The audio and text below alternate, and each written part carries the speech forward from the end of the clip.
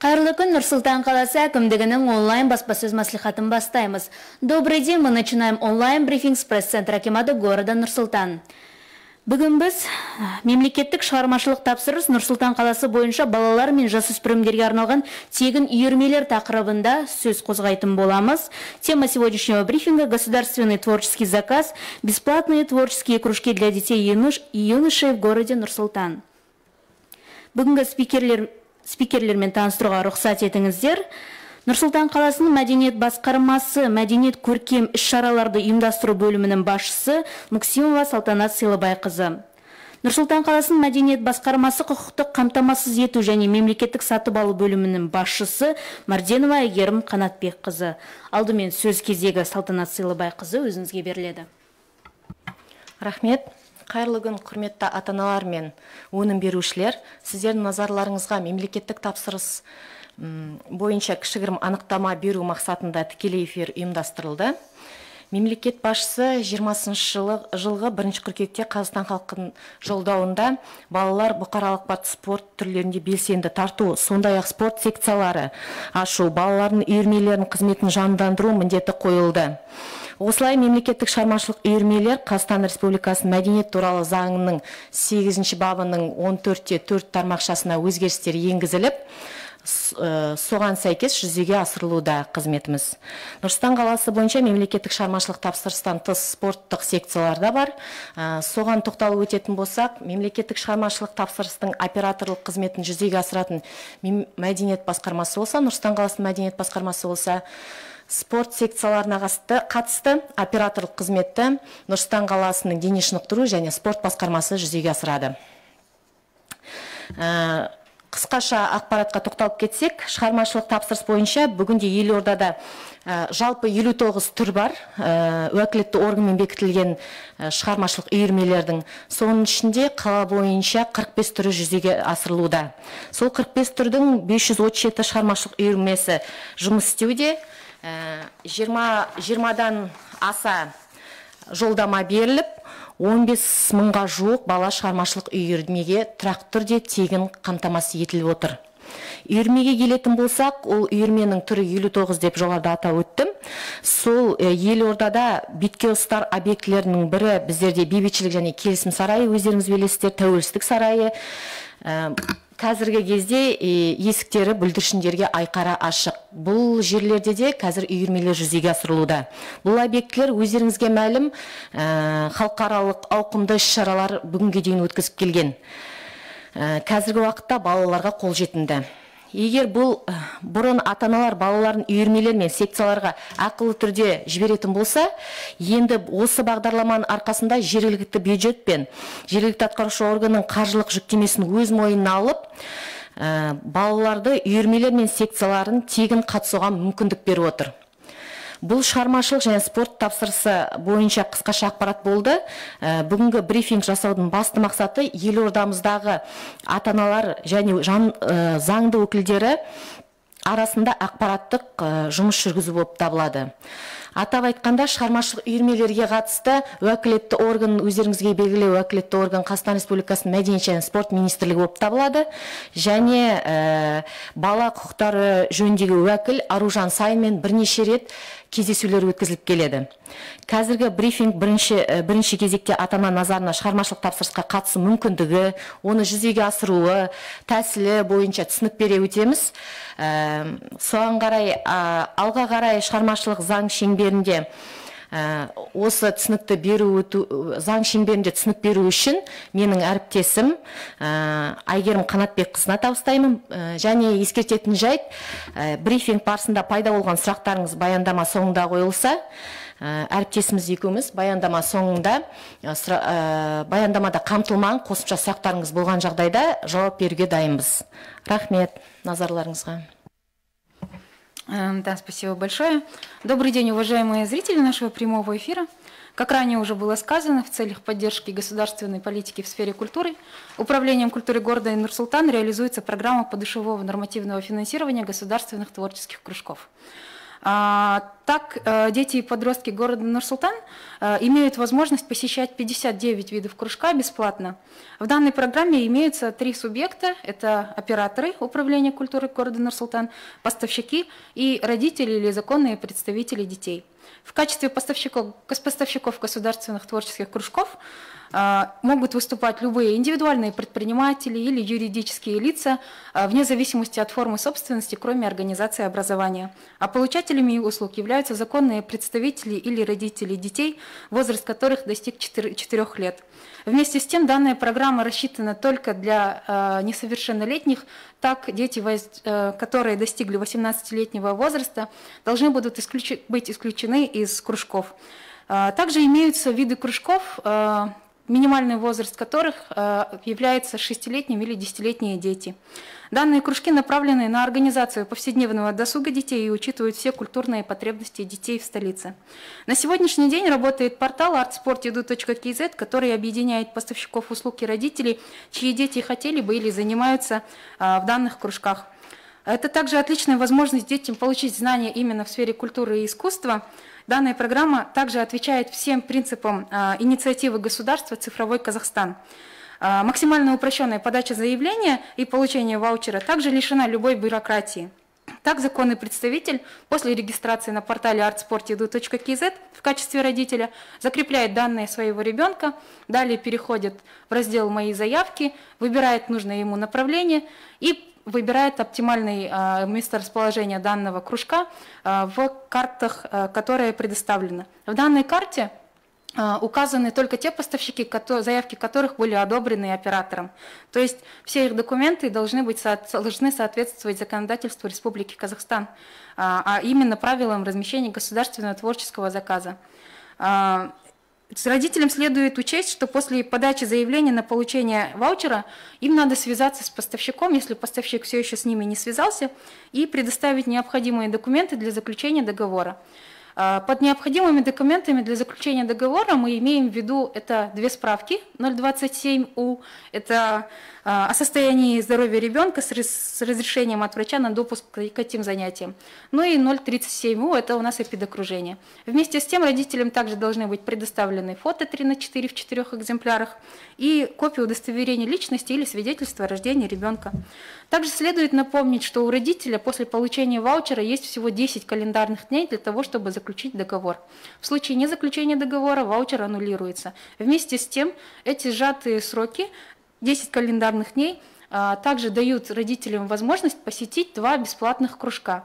То есть ребенок посещает 2 бесплатных кружка и принимает для себя решение, будет ли он продолжать дальше заниматься этим, или он решит не заключать договор и будет получать другой ваучер на другие кружки.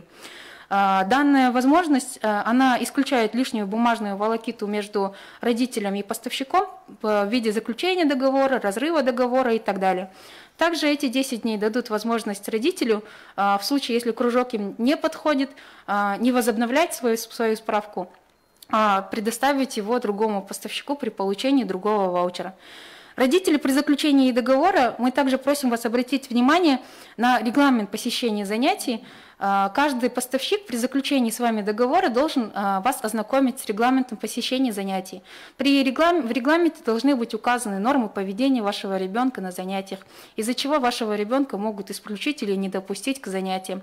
Ознакомление с данным регламентом также исключит любую возможность, когда возникают какие-либо конфликтные ситуации, которые в итоге приводят к гражданско-исковым заявлениям. Родители, чьи дети уже задействованы в творческих кружках, должны помнить о своевременном согласовании электронных тагбелей. Так, после месячного посещения творческих кружков поставщик через портал направляет им на согласование электронный табель учета посещений, который родителями должен быть согласован в случае его достоверности.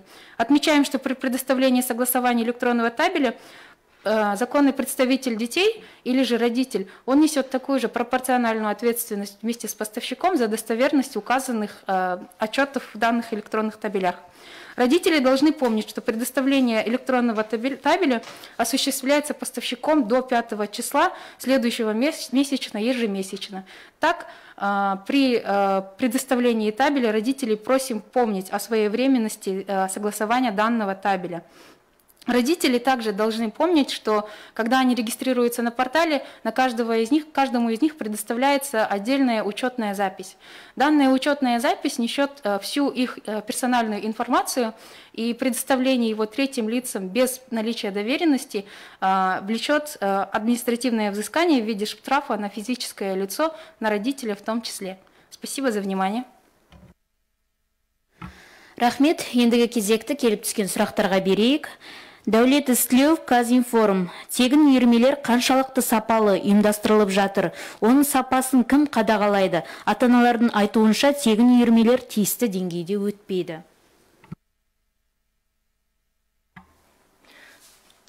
Рахмет сұрағына. Әрине біз құзырлы орган емеспіз, бірақ біздің ортамызда банағы өнім беруші мен мәдениет басқармасының арасында договор оферта деген бар. Соған сәйкес услуга қалай жүргізіліп жатыр, банағы өнім беруші қандай жұмыс жасап жатыр, барып қарай аламыз. Соған сәйкес біздерге банағындай өтініш жазған жағдайда барып тексереміз. Банаға қойған сұраққа байланысты атана қай атана екен, соны бізге нақтылап өтінішін бізге жолдаса, шұғыл түрде қарастыруға тырысамыз. Келесі сұрағы, ерекше балаларға, мүгедек балаларға арналған қандай үйірмелер бар? Ерекше балаларға арналған үйірмелер 59-да қамтылады. Сондықтан о жерде ерекше бала деп бөлмейміз. Оның ішінде 3 топ бар: инклюзивный, интерактивный, сосын специальный деген. Вот специальный дегені сол арнайы деген. Арнайы тек мүгедек балдармен жұмыс жасайды деп 3-ке бөлінеді. Бұл жерде банағында шектеу жоқ балаларға. Рахмет. Следующий вопрос. Как будет осуществляться финансирование при организации отчетных концертов, конкурсов? За участие нужно платить пошив костюмов, аренда помещения, в котором будет проходить концерт и так далее. В данном случае следует учесть, что у нас есть методика подушевого нормативного финансирования, где указано о том, что данные отчетные концерты, они также входят в стоимость посещения ребенка. То есть, если мы говорим, что в месяц он должен посетить 12 занятий, то одно из занятий является тем самым отчетным концертом, о котором идет речь.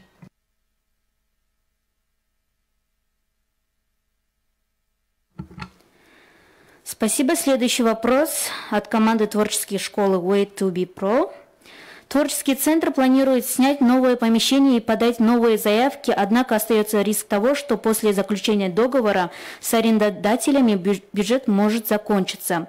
Было бы очень здорово, если бы поставщики могли видеть в режиме онлайн, сколько осталось бюджетных средств для финансирования государственных творческих заказов.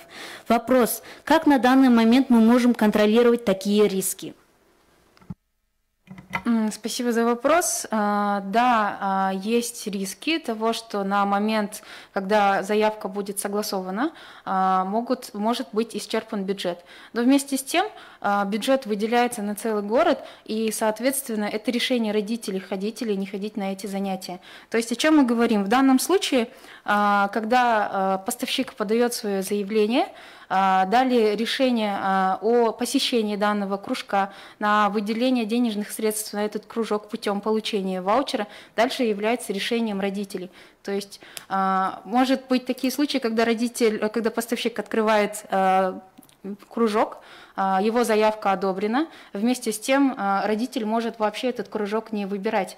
Данные все риски, они, конечно же, в первую очередь отражаются на поставщиках. Вместе с тем выдача ваучеров, она осуществляется в рамках выделенных бюджетных средств. И в данном случае, конечно, единственный вариант – это рассчитать риски каждому поставщику самостоятельно самому. Следующий вопрос. В творческих кружках, как, например, живопись, бисероплетение, поставщик должен всеми расходными материалами обеспечить детей или частично.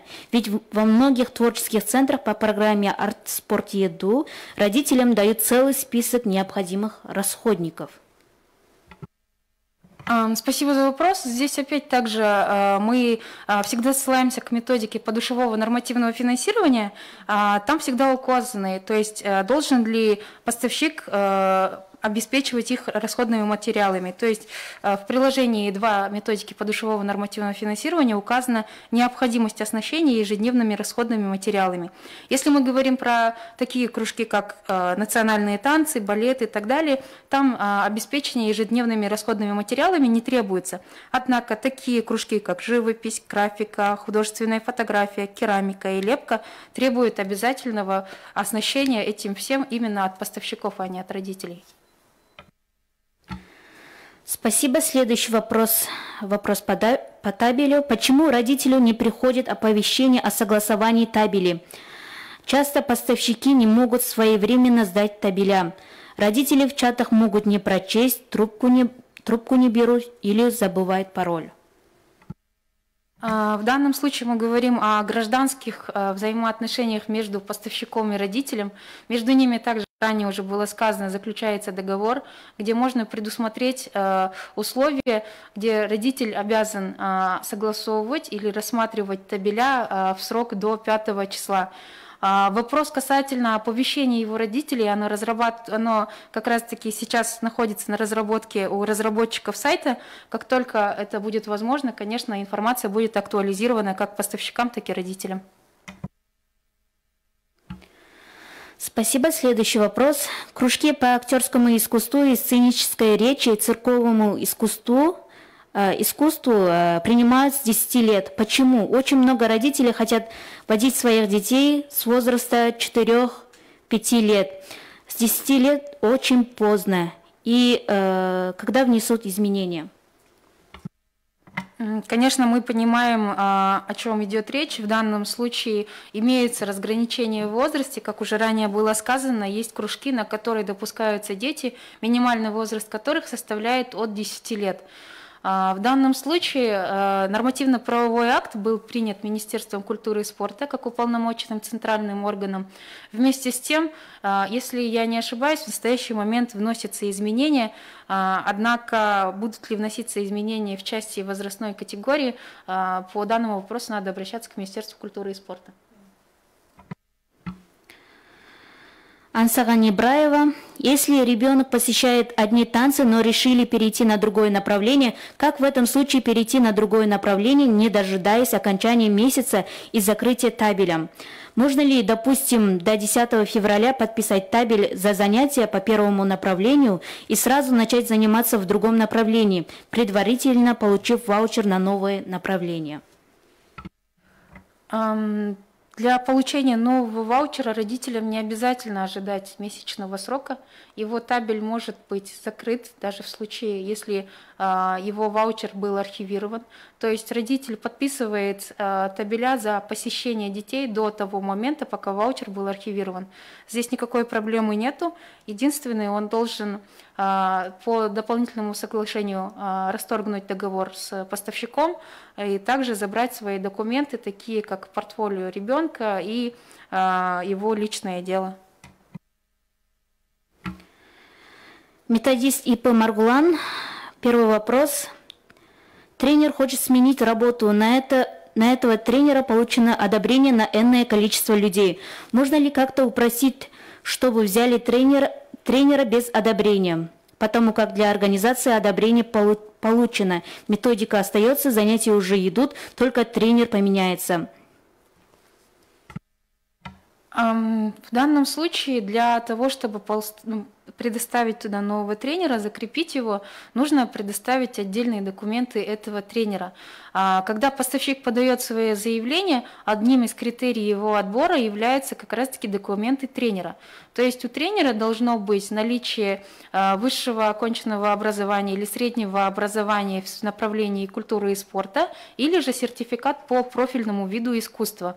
Вместе с тем, также он должен предоставить сертификат об медицинском о том, что он может оказать первую медицинскую помощь, и также справки о несудимости с наркотубердиспансеров и так далее. Эти документы являются обязательными, и для того, чтобы понять, является ли тренер квалифицированным и можно ли допускать его до обучения детей, нам нужно изначально одобрить его заявку, рассмотреть его документы. Вопрос от ЕП «Маргулан». Можно ли детям переходить внутри одной организации с города Нур-Султан в Акмолинскую область? Как происходит это, если занятия уже начались? К сожалению, нет, это невозможно, так как мы говорим о разных заявках. Поставщиком подается одна заявка по одному виду кружку, также по другому и так далее, и по регионам то же самое. То есть, если он подал заявку, то внутри у себя в группе он может менять, но при этом по регионам или же по направлениям видов кружка он его менять не может. Спасибо. Следующий вопрос. В группе можно ли увеличить количество детей на живопись и рисование? В основном записываются дети 4-5 лет, которые ходят в детские садики, и им удобнее время это вечер после садика. На это время мы можем принять только 10. И второй вопрос. Нужно ли собирать справку F037 для живописи и для дамбры? В данном случае мы, скорее всего, говорим о максимальном количестве детей в кружках. То есть максимальное количество детей в одном кружке, оно установлено, опять-таки, нормативно-правовым актом от уполномоченного государственного органа в лице Министерства культуры и спорта. И в данном случае есть кружки, где предусмотрено максимальное количество 10, а где предусмотрено 20. То есть здесь изменений никаких внести невозможно. Также касательно справок, эти справки, они не делятся по видам кружка, то есть абсолютно всем, без исключения, вне зависимости от вида кружка, надо предоставлять формы справок как 027У и 037У. Спасибо. Следующий вопрос. Сулейменова Айнагуль. Почему большинство секций предназначено для детей постарше? Прошу допуск к секциям с 4 лет. Это самое время, когда нужно начинать развивать ребенка. Также вопрос об увеличении секций на одного ребенка, если было бы возможность сделать 3 секции на одного ребенка. Спасибо за вопрос. Как уже ранее было сказано, сейчас это является актуальным вопросом. Вместе с тем, возрастная категория детей, она у нас ограничена именно нормативно-правовым актом от центрального государственного органа, но каждый родитель, каждый поставщик у нас является заинтересованным лицом, который использует данный нормативно-правовой акт. А этот нормативный-правовой акт в соответствии с законом о правовых актах является повседневным, которым мы пользуемся. Соответственно, можно в центральный государственный орган выйти с предложением по внесению изменений. Это делается каждым субъектом отдельно, то есть родителям, поставщикам, они могут дать коллективное обращение. По второму вопросу, не могли бы напомнить, как оно звучало? Вопрос об увеличении секции на одного ребенка. Да, я еще раз прошу прощения. В данном случае мы говорим о том, что ваучеры, которые предоставляются детям, их 2 на 3 вида государственных заказов. То есть данные ваучеры выдаются на творческие заказы, на спортивные заказы и дополнительные образовательные заказы. Увеличение их количества также предусмотрено только нормативно-правовым актом. Спасибо. Следующий вопрос. Амина Смакова. Будут ли увеличивать виды бесплатных кружков? Увеличение видов бесплатных кружков также предусмотрено Министерством культуры. У нас сейчас есть 59 видов кружков, которые предусматриваются именно в сфере искусства, направлений культуры. Если есть предложения, они, конечно, должны быть озвучены родителями или поставщиками в направлении Министерства культуры и спорта. Следующий вопрос. Каким образом добавить дополнительного преподавателя? И второй вопрос. Где можно увидеть последние изменения по НПА? И каким образом оплачиваются конкурсы? Как увеличить количество, как добавить нового тренера? В данном случае поставщик, он подает новую заявку. В новой заявке прикрепляет те же документы, которые он ранее прикреплял, кроме новых документов тренера. То есть тренер от своей части должен прикрепить у себя на портале artsport.edu.kz свои документы, а поставщик со своей стороны выбирает, находит его ИИН и добавляет его к себе в организацию. После чего этот тренер, документы и кандидатура этого тренера будет рассмотрена оператором в течение 5 рабочих дней и будет согласовано в случае, если документы соответствуют законодательству. Вопрос о том, где смотреть нормативно-правовые акты, у нас есть информационная система, информационно-правовая система ИС-Адлет, где можно посмотреть все внесения изменений в закон. То есть наши законы, которые регулируют именно творческие кружки, это правила размещения государственного творческого кружка, правила финансирования государственного творческого кружка и методика подушевого нормативного финансирования государственных творческих заказов. Эти 3 правила по мере своего обновления в новой редакции также вступают в силу именно на портале ИС-Адлет, где можно его посмотреть. Спасибо за вопрос. Следующий вопрос был, где можно увидеть последние изменения по НПА? И каким образом оплачивается конкурс? На этот вопрос, как мы уже ранее давали ответ, конкурсы это являются внутренними мероприятиями каждого поставщика в кружках, и они оплачиваются в рамках возмещаемых бюджетных средств по проведенным занятиям. То есть, если в месяц предусмотрено 12 занятий, то в рамках этих 12 занятий должен быть проведен конкурс.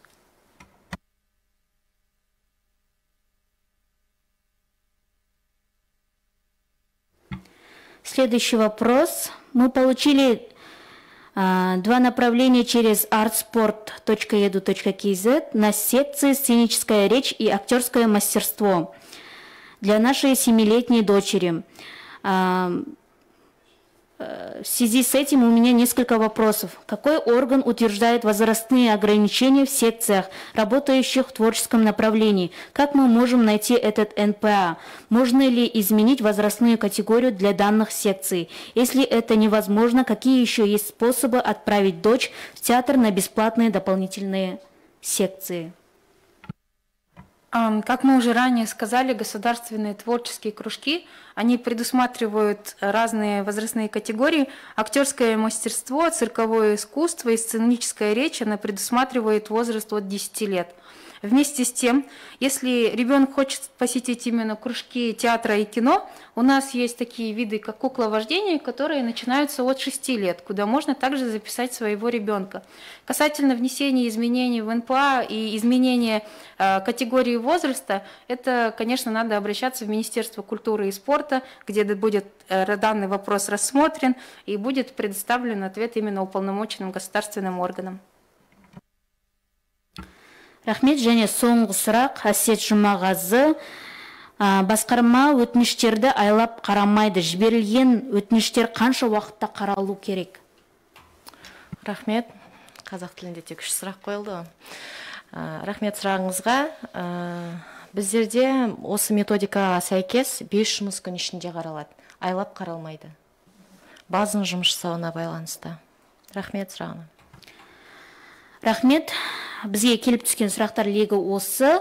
Олай болса, біз өзіміздің онлайн баспасөз маслихатын аяқтаймыз. Спасибо за внимание. Мы на этом завершаем наш онлайн брифинг. Амандықта жүздескенше.